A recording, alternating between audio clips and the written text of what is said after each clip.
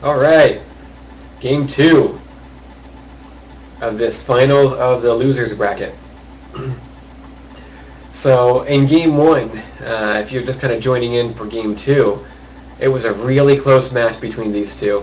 And I think Josh was way ahead in the beginning, and then Macabre just kind of got the advantage later on in the game and was just able to kind of power ahead, and some trash talking going on. But Macabre was able to get the economy advantage later on in the game and just kind of power through. So we'll announce our players. We have spawning in the bottom left, again as the sky blue color, playing as Zerg for this tournament, even though his main is Terran. Josh. In the top left corner, playing this time as an orange Zerg. I say this time, although I think every time so far in this tournament he's spawned as the orange Zerg. We have MacabreDerek, who is a wonderful overlay maker again.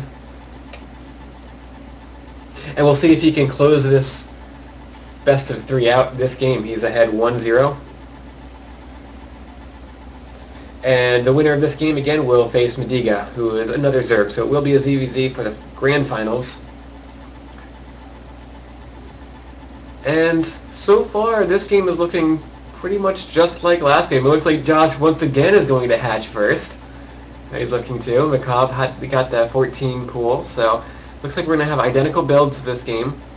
And if Josh can really use this to his advantage this game, then things could really work well for him. He had a huge economic lead last game and was just not really able to utilize it perfectly. He wasn't able to get a whole lot of units out very quickly to put a lot of pressure on Macabre's 2 base and then late third style of play. They are going to spot each other right away, and Macabre might be able to scout this hatch first and see if he reacts to it any differently than he did last game. Last game he didn't really react to it at all, and same as last game, he's not going to get any early gas, which is normal. Well, it's not normal for a ZVZ. Usually you want that early gas because you need link speed to deal with link speed. Either that or banelings, but that would require gas also. But Macabre is going to take his pool first and then expand, early expansion. And then let's see what we have going on. Just sort of droning up right now. Josh is going to make his a couple sets of lings actually. He made just 1 set earlier, so I think that's the first deviation I've seen so far from the last game, is 2 sets of lings instead of 1, but obviously it's a very, very close replication of the last game. So Macabre will start his second queen at his first hatch and transfer down his second queen. So that's all looking good, while Josh will be double queening from his hatch first. He only has 1, okay, he left 1 worker on gas, maybe for banelings, and he will get this ling speed early. So he will have it when Macabre does not. So hopefully Macabre finds a way to hold off speedling pressure, assuming that it does come. Macabre this time is going to watch that third and see if Josh again is going to take that very early third.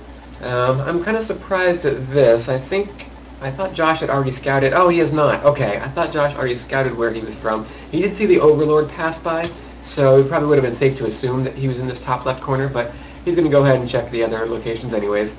And Macabre with a slowling attack. This is an interesting choice, and so maybe he will punish this hatch first after all this time. He's going to have a lot more Zerglings than Josh will at this point. And we'll be able to take down the spine and a little bit of micro. Oh, and there's some Zerglings from Josh, and so this push is going to be wrapped up pretty well. Macabre's not going to be able to do too much since there are so many lings out now with spines, and I think this was good to kind of slow down Josh, because now he had to focus more on more on making lings than making drones.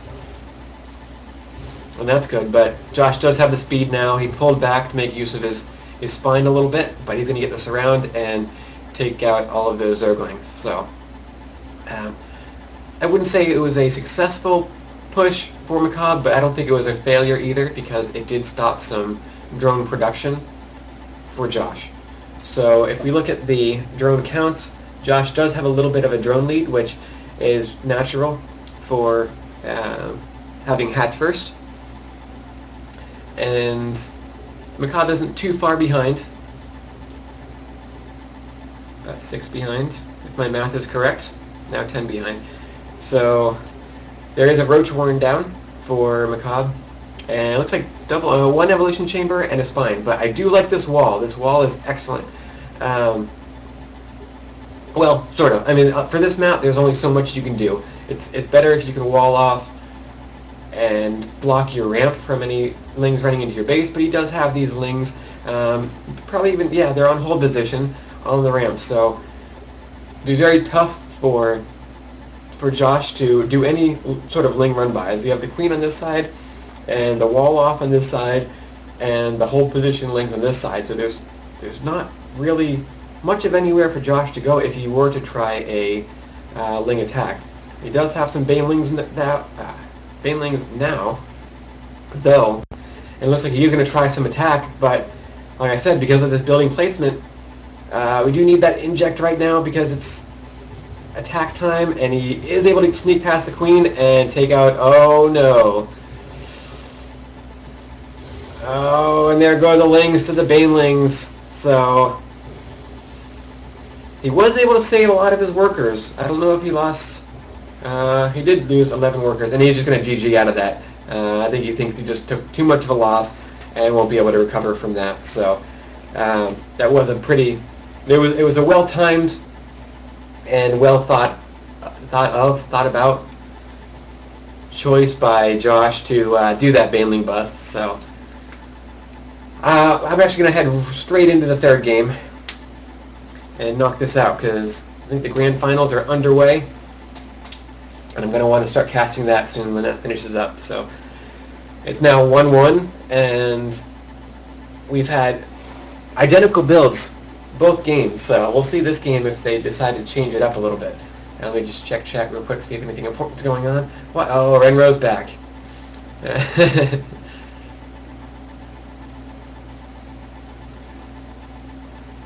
Okay, so once again, for our final game, hold on, let me restart this recording so I can make it in 2 different files.